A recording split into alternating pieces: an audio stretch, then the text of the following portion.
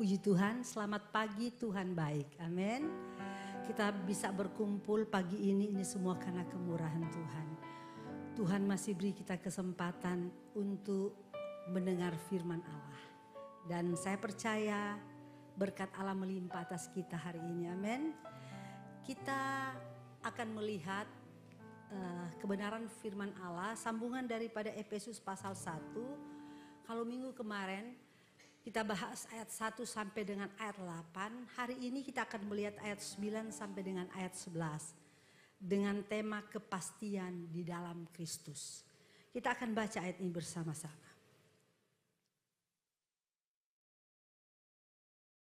Dua, tiga. Sebab ia telah menyatakan rahasia kehendaknya kepada kita sesuai dengan rencana kerelaannya, yaitu rencana kerelaan yang dari semula telah ditetapkannya di dalam Kristus, ayat 10.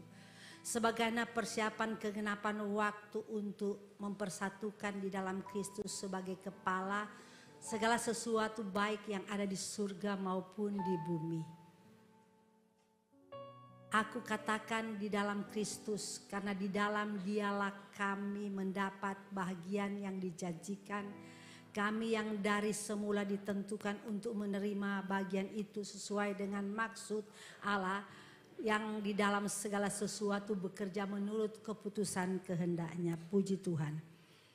Kalau saudara melihat apa yang dijelaskan Paulus dalam ayat ini, dikatakan di mana Allah menyatakan rahasia kehendaknya kepada kita sesuai dengan rencana kerelaannya.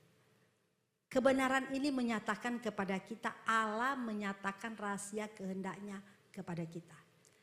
Kalau saudara melihat kata rahasia di sini, ini dalam bahasa aslinya mengandung artinya rahasia yang tersembunyi, yang dahulu tersembunyi tapi sekarang dinyatakan, disingkapkan atau diungkapkan. Artinya rahasia yang sebelumnya tidak kita mengerti, yang sebelumnya tersembunyi, tapi sekarang disingkapkan atau diungkapkan. Saudara, dari kebenaran ayat ini kita tahu bahwa Allah tidak pernah menyembunyikan rahasia kepada manusia. Tetapi kita harus tahu Allah selalu menunggu waktu yang tepat untuk kita. Allah tidak pernah menyembunyikan rahasia kepada kita. Tapi Allah bekerja menurut waktu yang tepat. Sebab itu Allah menyatakan segala sesuatu tepat pada waktunya. Karena Allah tahu yang terbaik buat manusia. Jadi Allah bekerja menurut waktu Allah, bukan waktu manusia. Dan Allah selalu bekerja yang terbaik buat manusia. Sering kita tidak tahu jalan hidup kita ke depan, tapi Allah tahu jalan hidup kita yang terbaik apa ke depan. Kita harus tahu bahwa Allah tidak bekerja ngawur. Segala sesuatu Allah bekerja dengan cara Allah. Bukan dengan cara manusia. Karena cara Allah itu yang terbaik. Seringkali kita sulit mengerti cara Allah bekerja. Karena kita terbatas. Tetapi kita harus tahu bahwa Allah yang tidak terbatas mengerti siapa kita. Dan Allah tahu seluruh perjalanan hidup kita. Hidup manusia, Allah mengerti. Allah itu adalah Allah yang maha tahu. Segalanya dia tahu. Jadi perlu kita tahu, jangan sampai kita lupa bahwa Allah selalu bekerja menurut waktu Allah. Galatia pasal 4 ayat 4 berkata, tetapi genap waktunya, maka Allah mengutus anaknya yang lahir dari perempuan dan takluk pada hukum Taurat. Kalau saudara membaca kebenaran ini, yang dikatakan bahwa Allah menyatakan rahasia, tentu kita bertanya rahasia apa? Yang dulu tersembunyi dan sekarang diungkapkan, sekarang dinyatakan kepada manusia. Kita harus tahu bahwa rahasia yang dulu tersembunyi dan sekarang diungkapkan, yaitu rahasia keselamatan. Rahasia keselamatan buat manusia melalui Yesus Kristus. Itu rahasia yang dulu tersembunyi, tetapi sekarang diungkapkan. Allah tidak lagi menyembunyikan rahasia, tapi Allah mengungkapkan rahasia itu, menggenapi rahasia itu di dalam Yesus Kristus 2000 tahun yang lalu.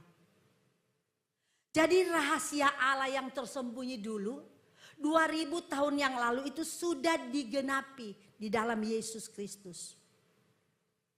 Sebab itu jemaat, kita harus tahu, sekarang kita tidak hidup dengan ketidakpastian. Tapi melalui Yesus kita hidup di dalam kepastian. Di dalam Yesus segala sesuatu pasti. Di dalam Yesus segala sesuatu pasti. Dan Allah selalu bekerja menurut waktu Allah, dan cara kerja Allah itu selalu baik. Selalu indah. Karena kita tahu bersama, segala sesuatu Allah buat indah pada waktunya. Allah yang kita sembah, yang menciptakan kita, ini sangat sempurna dan luar biasa. Kita diciptakan sangat sempurna dan luar biasa. Kenapa saya katakan demikian? Karena waktu Allah menciptakan kita, Dia ciptakan dengan penuh kasih. Dia tidak ciptakan manusia tuh ngawur, asal jadi. Tapi Dia ciptakan kita dengan penuh kasih. Sebab itu dalam Kolose 1 ayat 26 berkata, tolong ditampilkan. Kolose pasal 1 ayat 26. Yaitu rahasia yang tersembunyi dari abad ke abad. Dan dari keturunan ke keturunan. Tapi yang sekarang dinyatakan kepada orang-orang kudusnya. Kebenaran ini berkata yang dahulu tersembunyi berabad-abad. Dan dari keturunan ke keturunan. Tapi sekarang dinyatakan kepada kita orang-orang kudus. Kita tahu bahwa semua rahasia itu berpusat kepada Kristus. Dan dinyatakan kepada manusia. Supaya apa? Manusia diselamatkan dan tidak binasa. Karena kan kita tahu bahwa waktu Allah menciptakan kita, Allah tidak ciptakan kita untuk binasa. Tapi Allah menciptakan kita untuk hidup kekal dengan penuh kebahagiaan. Tapi kita tahu bahwa dosa yang membuat kita harus binasa. Tetapi kita melihat Allah menyatakan rahasianya kepada manusia, yaitu keselamatan supaya kita tidak binasa.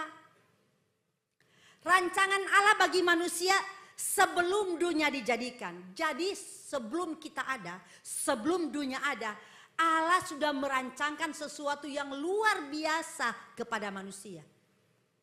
Jauh manusia sebelum dunia ini diciptakan. Jauh sebelum manusia itu diciptakan. Rancangan Allah itu sudah ada. Jadi kita melihat kehebatan Allah ini luar biasa. Kita tidak dapat pikir dengan pikiran dan logika kita. Sebab itu Efesus pasal 1 ayat 4 dan 5 yang minggu lalu sudah dijelaskan. Tolong ditampilkan. Efesus 1 ayat 4 dan 5. Sebab di dalam Dia Allah telah memilih kita sebelum dunia dijadikan supaya kita kudus dan tak bercacat di hadapannya. Ayat 5. Di dalam kasih-Nya Ia telah menentukan kita dari semula oleh Yesus Kristus untuk menjadi anak-anak-Nya sesuai dengan kerelaan dan kehendak-Nya. Ini kebenaran yang saudara harus tahu. Dan dijelaskan di dalam ayat ini. Jadi kebenaran yang kita percaya ini benar-benar jelas dan nyata. Dikatakan sebelum Allah menciptakan dunia, segala sesuatu Allah sudah rencanakan dan begitu sempurna bagi kita. Keselamatan itu sudah direncanakan jauh sebelum kita ada di dunia. Saudara boleh bayangkan, cara kerja Allah dahsyat dan luar biasa. Allah sudah merancangkan manusia sangat sempurna dengan segala yang luar biasa. Sebelum manusia ada, sebelum manusia jatuh ke dalam dosa, rancangan Allah sudah ada. Jadi kita harus tahu bahwa kita menyembah Allah, kita percaya kepada Allah adalah Allah yang luar biasa. Rancangan Allah itu tidak dadakan. Seperti kita yang seringkali kita lakukan. Kalau kita mengalami sesuatu, kita baru merencanakan sesuatu. Pada waktu Allah menciptakan manusia, bukan karena manusia sudah jatuh ke dalam dosa, lalu rencana ini rencana ini ada atau rencana itu dadakan Allah buat.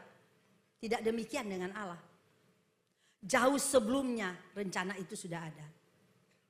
Artinya, saudara, bukan karena darurat. Jadi rencana Allah ini bukan darurat. Karena udah darurat, karena manusia udah jatuh ke dalam dosa. Jadi rencana Allah darurat, tiba-tiba ada. Tidak demikian cara kerja Allah. Ini yang perlu kita mengerti. Dan sulit kita untuk menerima hal ini. Dengan logika manusia. Sebab itu kita perlu Roh Kudus. Kita perlu pikiran Kristus. Hanya orang-orang yang memiliki pikiran Kristus yang bisa mengerti akan kebenaran ini. Orang yang tidak memiliki pikiran Kristus, dia tetap akan bertanya-tanya kenapa dan mengapa. Kok bisa ya? Jadi rencana Allah bukan reaksi darurat, tapi rencana Allah itu kekal. Dari kekal sampai kekal.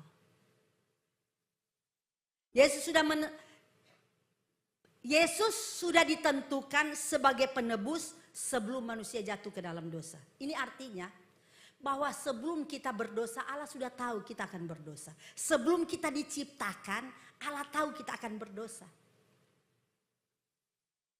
Bukan Allah tidak tahu.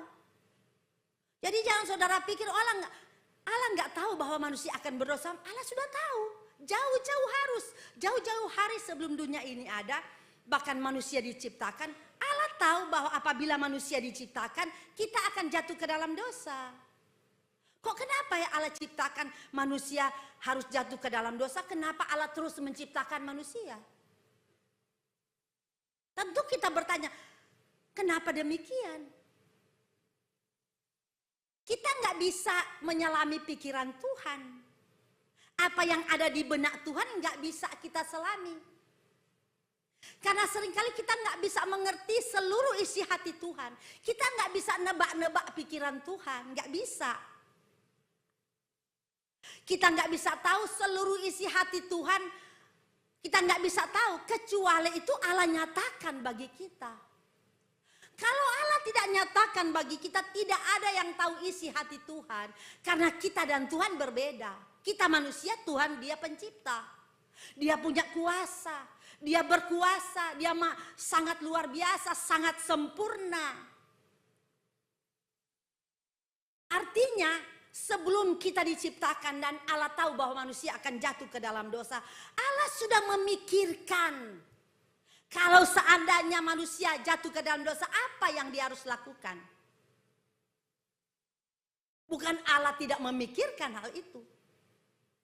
Tapi kenapa Allah menciptakan manusia kalau sudah tahu manusia harus jatuh ke dalam dosa? Saudara harus tahu bahwa Allah menciptakan manusia itu berdasarkan kasih. Berdasarkan kasih. Karena Allah kita adalah Allah yang penuh kasih. Dan kasih itu harus dituangkan. Harus diungkapkan. Kepada siapa Allah menuangkan dan mengungkapkan kasih itu? Kepada binatang? Tidak. Kepada pohon? Tidak. Bahkan kepada malaikat? Tidak. Kenapa? Kalau malaikat jatuh ke dalam dosa, Allah tidak turun untuk menebus malaikat. Tapi manusia pada waktu jatuh ke dalam dosa, Allah datang turun menebus kita. Dahsyat, luar biasa Tuhan. 1 Petrus 1 ayat 20 berkata, Ia telah memilih sebelum dunia dijadikan, tetapi karena baru dinyatakan dirinya pada zaman akhir. Jadi Tuhan sudah menetapkan penebusan itu jauh sebelum manusia jatuh ke dalam dosa. Ini membuktikan bahwa Allah yang kita sembah adalah Allah yang luar biasa. Seperti yang saya katakan tadi, kita sering bertanya, kenapa Tuhan kalau manusia harus berdosa dan firman Allah katakan upah dosa itu maut, kita harus binasa, kenapa kita diciptakan? Lebih baik tidak diciptakan. Itu kan yang ada dalam pikiran kita. Mungkin saudara pernah berpikir pikiran yang sama. Tapi saudara harus tahu seperti yang saya katakan, Allah menciptakan kita untuk kasih. Allah ingin menyatakan kasih yang kekal kepada kita. Dan keselamatan itu bukan rencana darurat, tapi rencana kekal. Walaupun Allah sudah tahu manusia jatuh ke dalam dosa dan resikonya ada. Tapi kasih Allah lebih besar dari resiko yang akan dialami. Kasih Allah itu sempurna. Kasih Allah menutupi segala sesuatu. Dan ini dibuktikan. Kasih Allah menutupi dosa. Kasih Allah menutupi pelanggaran. Kasih Allah menutupi kesalahan. Sebab itu walaupun ada resiko nanti. Setelah manusia diciptakan, manusia harus jatuh ke dalam dosa. Dan sebelumnya Allah sudah mempersiapkan penebus. Yaitu Yesus. Dan dinyatakan 2000 tahun yang lalu. Tentu kita berpikir, secara logika kenapa hal ini bisa terjadi? Itu semua karena apa saudara? Karena kasih. Begitu besar kasih Allah akan dunia ini. Sehingga dia mengaruniakan anaknya yang tunggal. Supaya barang siapa yang percaya kepada dia tidak binasa. Melainkan beroleh hidup yang kekal. Sebab itu saya mau katakan pagi hari ini. Di dalam Yesus ada kepastian hidup. Di dalam Yesus ada kepastian. Jangan ragu dengan Yesus. Saudara yang percaya kepada Yesus, jangan ragu dengan Yesus. Kasihnya tidak berubah. Tidak berubah. Dari kekal sampai kekal. Tidak pernah berubah. Kasihnya. Roma 5 ayat 8 berkata. Roma 5 ayat 8 tolong. Akan tetapi Allah menunjukkan kasihnya kepada kita. Oleh karena Kristus telah mati untuk kita ketika kita masih berdosa.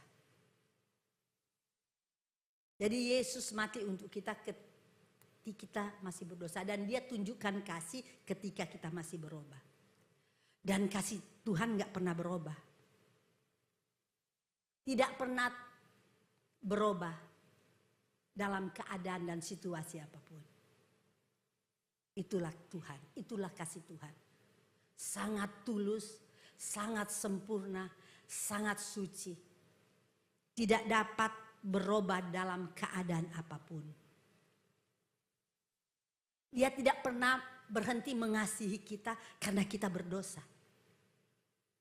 Kalau kasih Allah nggak kekal dan kasih Allah yang nggak tulus, tidak suci dan tidak sempurna, pada waktu kita berdosa Allah berhenti mengasihi kita. Tetapi kita lihat, walaupun kita sudah berdosa, Allah tetap mengasihi kita. Saudara tahu bahwa kasih Allah itu kekal. Bukan seperti manusia. Dia tidak tinggalkan kita dalam keadaan apapun. Walaupun manusia sudah jatuh ke dalam dosa, kasihnya tetap menunggu kita. Tangannya tetap terbuka, terulur untuk kita. Dan kita lihat ada cerita tentang anak sulung dan anak bungsu. Pada waktu anak bungsu ini meminta harta lalu dia berfoya-foya menghabiskan hartanya. Dia melakukan hal yang jahat di mata ayahnya. Tapi pada waktu anak ini kembali, Apakah pada waktu ayah ini melihat anak ini datang, Allah itu bersembunyi, lalu menyuruh pelayan-pelayannya untuk mengusir dia, supaya dia jangan datang ke rumah dan pergi dari situ? Kita melihat pada waktu anak itu kembali, bapa menyuruh pelayannya menyambut anak itu. Bahkan bukan hanya menyambut, dia membuat pesta besar.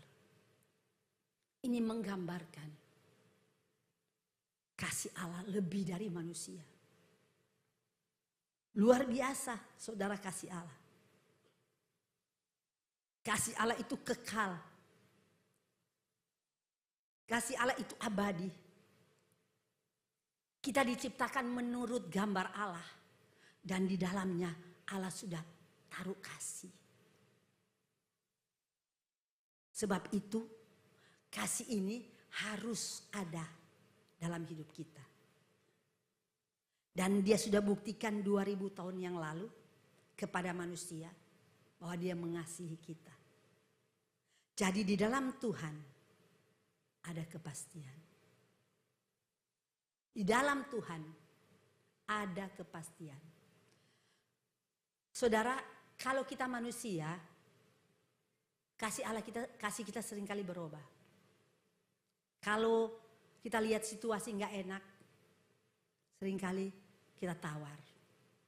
Hati kita mulai nggak setia, mulai mundur dari Tuhan, tidak mau lagi melayani, karena kecewa mungkin, karena melihat ada orang yang menyakitkan dia ada di situ, sehingga tidak mau beribadah. Inilah manusia. Tetapi Tuhan tidak demikian.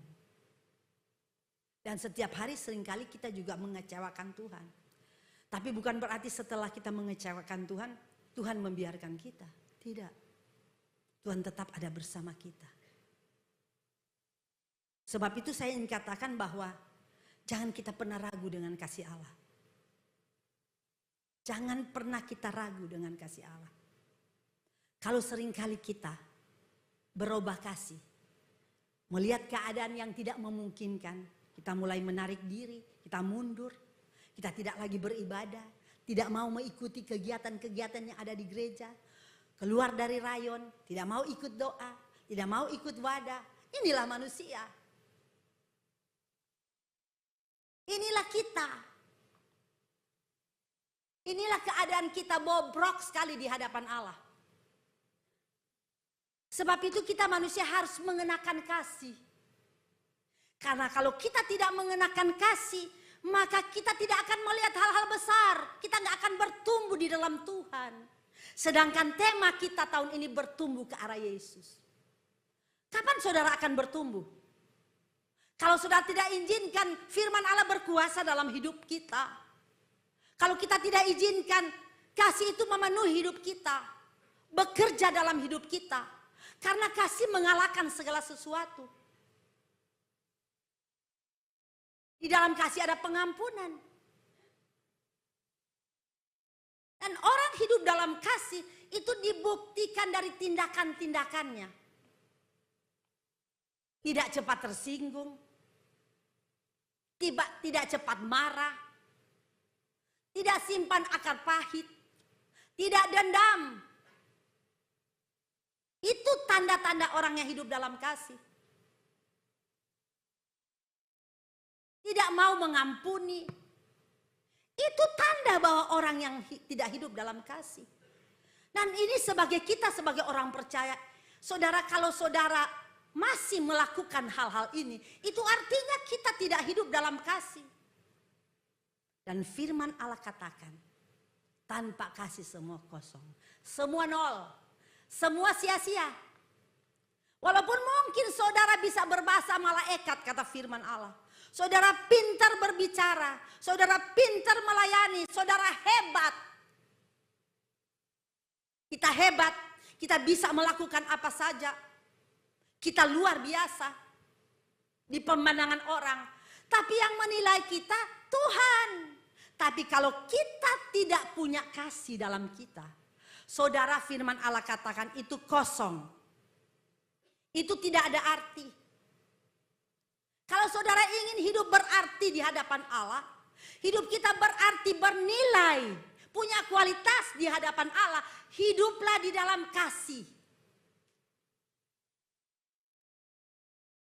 Karena kalau kita hidup dalam kasih, kita dapat melakukan hal-hal yang luar biasa. Dan kita akan melihat bagaimana Allah bekerja melalui kehidupan kita. Di tahun 2026 ini, mari tanggalkan semua hal-hal yang tidak berkenan. Dengan cara seperti apa? Hiduplah di dalam kasih. Izinkan Roh Kudus bekerja dalam hidup kita, memelihara kasih itu dalam hidup. Karena kasih yang ada dalam hidup akan muncul hal-hal yang baik. Yang selalu menyenangkan sesama, baik perkataan, baik tindakan, apa terlebih menyenangkan hati Tuhan. Mari di 2026 kita mau berjanji, katakan Tuhan saya ingin menyenangkan Engkau. Kalau tahun 2025 mungkin kurang kita menyenangkan dia.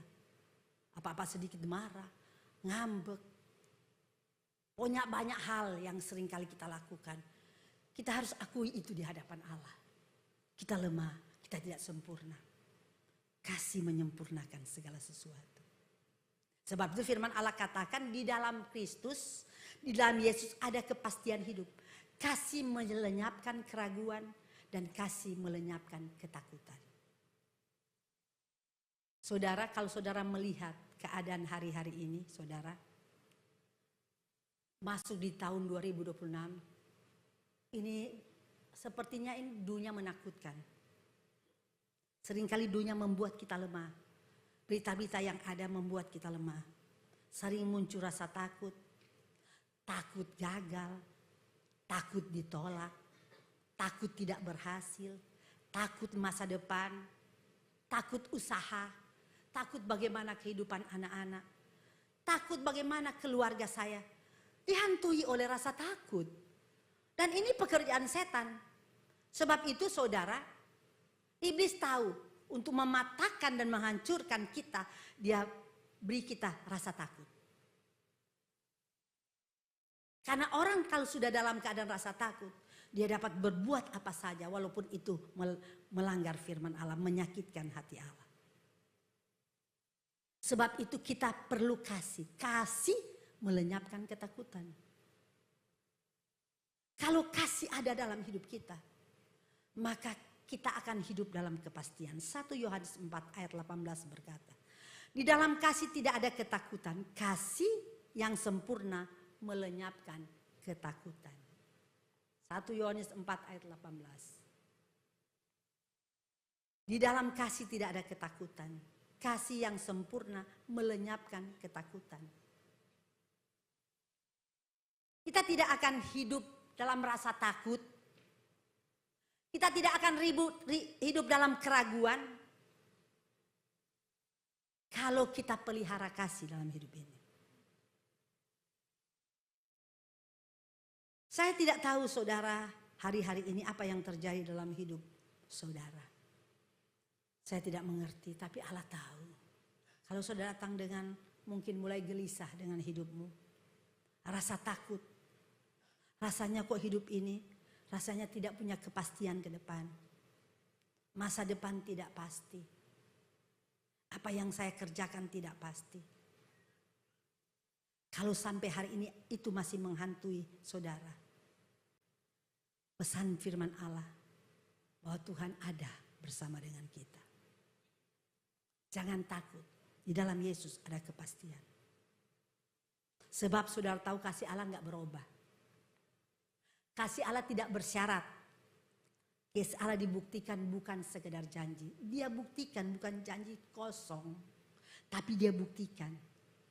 Sebab itu saya mau katakan di dalam Yesus ada kepastian. Jangan ragu dengan Yesus. Kasih itu sudah dibuktikan oleh Yesus di atas kayu salib. 2000 tahun yang lalu. Sudah terbukti kasih Allah. Dan dia buktikan bahwa dia ada bersama kita. Dia peduli dengan kita. Dia tahu siapa kita. Dia mengerti siapa saya dan saudara. Kalau ada di antara jemaat pagi ini datang, mungkin ragu hidup, gelisah, takut, menghantui. Saudara, mari saat ini kebenaran firman Allah datang. Di dalam Yesus ada kepastian. Jangan ragu kalau saudara percaya kepada Yesus. Percaya sungguh-sungguh kepada Yesus. Berpegang teguh kepada Yesus. Andalkan Yesus dalam hidupmu. Jangan saudara keluar dan tinggalkan Yesus. Maka hidupmu akan hancur. Akan hancur. Jangan bergeser dari Yesus. Tetap tinggal di dalam Dia. Karena firman Allah katakan di luar Yesus kita tidak bisa berbuat apa-apa. Tinggal di dalam Dia. Banyak yang kita akan alami di tahun 2026 ke depan. Kita tidak ada yang tahu. Tapi firman Allah itu pasti. Kasih Allah itu pasti. Pegang firman. Percaya sungguh-sungguh kepada Yesus. Bahwa janji yang Tuhan nyatakan itu bukan janji yang ngawur. Tapi janji yang pasti. Sebab itu saya katakan di dalam Yesus ada kepastian. 1 Yohanes pasal 4 ayat yang ke-10 tolong ditampilkan. Ayat 10. Inilah kasih itu. Bukan kita yang mengasihi Allah. Tapi Allah telah mengasihi kita. Dan telah mengutus anaknya sebagai pendamai bagi dosa-dosa kita. Jadi saudara, jangan kita bangga karena kita sudah jadi anak Tuhan. Saudara menjadi anak Tuhan karena Tuhan yang memilih kita. Bersyukur di antara berjuta manusia kita dipilih Tuhan. Dan itu karena apa? Karena Allah mengasihi kita. Dan kasih Allah itu sempurna. Kasih Allah nggak berhenti setelah kita melakukan kesalahan, lalu kasih Allah itu berhenti seperti yang saya katakan tadi, seperti yang sering kita lakukan.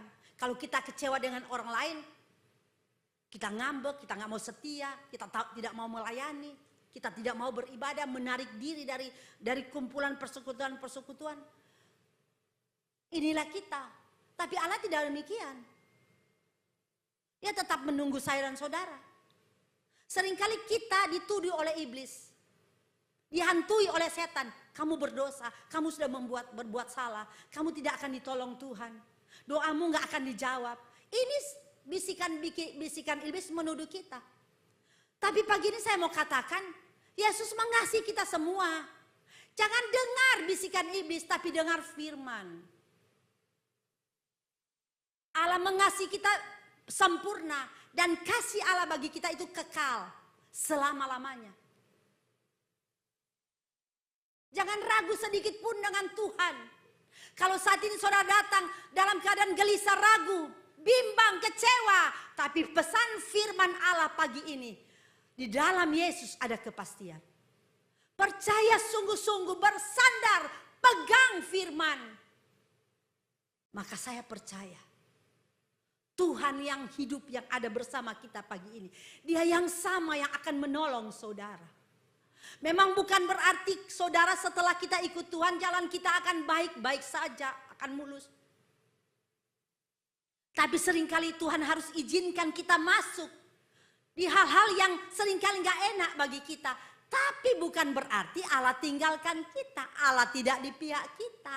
Allah tidak ada bersama kita. Allah tidak mengerti kita, Allah tidak kenal kita, tidak demikian. Allah tetap mengenal saudara. Allah Maha tahu. Walaupun kita ada di ujung lubang paling kecil yang tidak bisa dilihat oleh mata manusia, Tuhan bisa melihat kita di sana dan Tuhan tahu isi hati kita.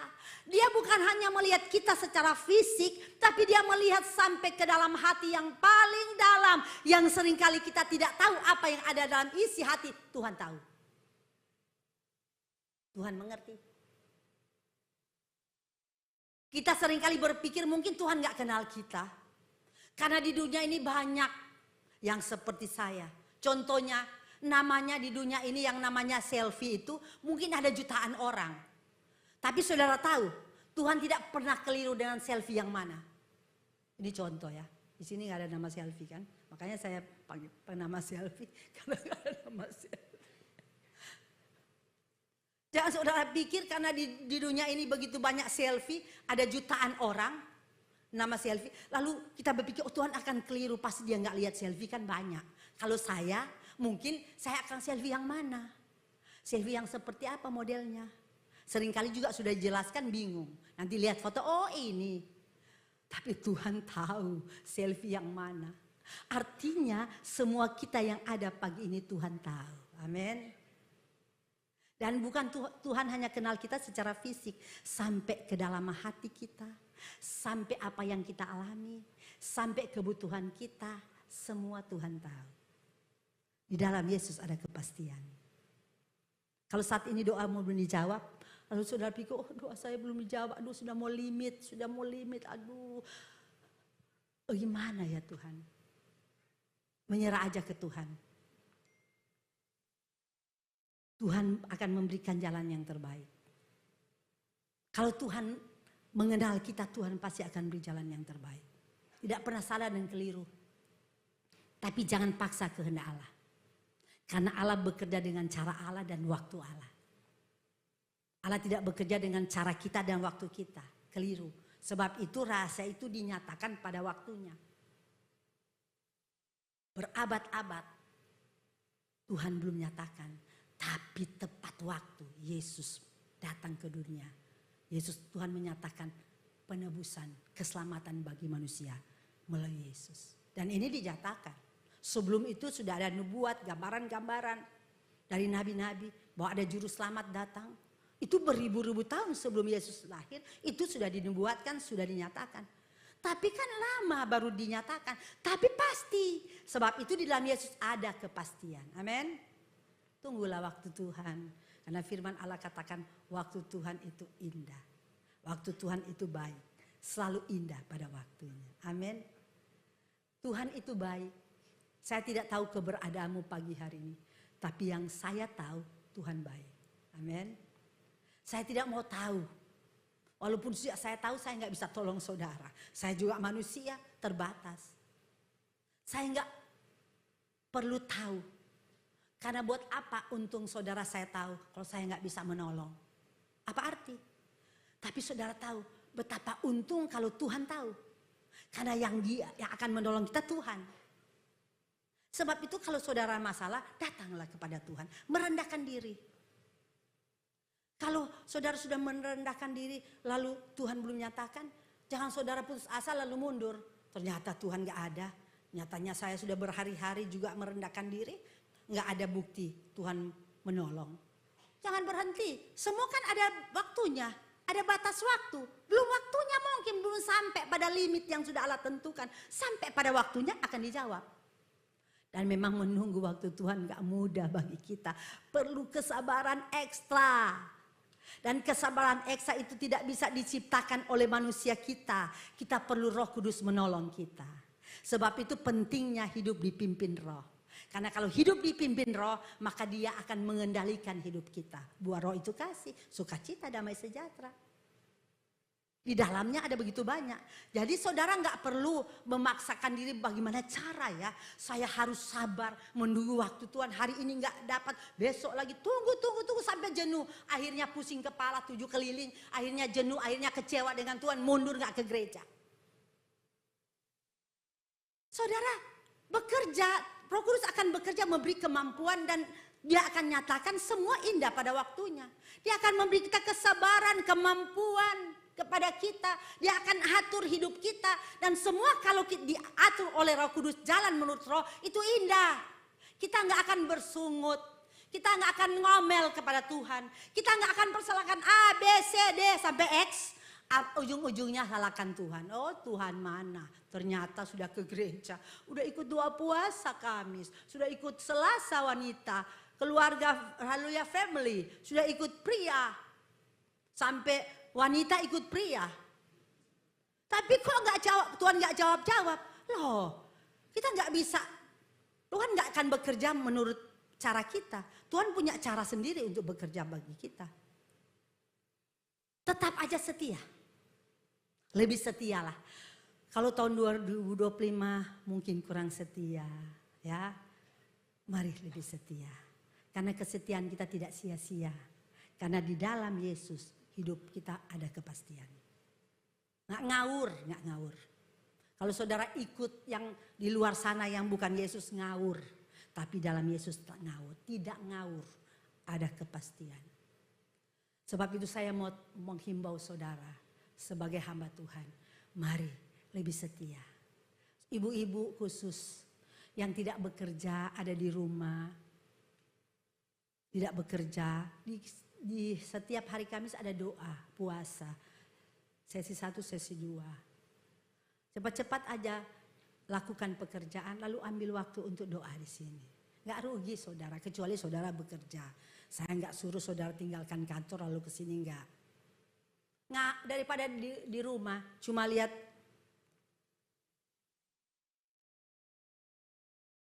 itu, tahu kan, ngerti toh? Ngerti nggak?